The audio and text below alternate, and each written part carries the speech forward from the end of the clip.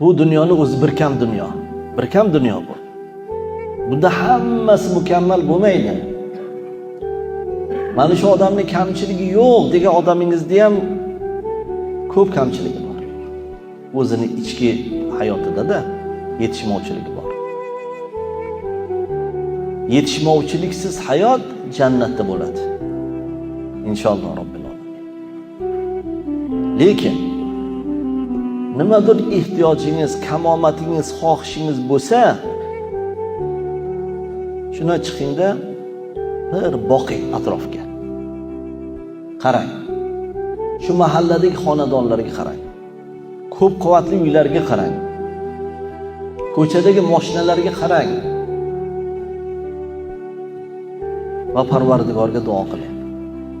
Parvardigorim, shuncha bandalaringni siylab qo'ygansan. Shu bandalaringni siyladigan zot, men bir ojiz bandangni ham ehtiyojimni ravo qilgin.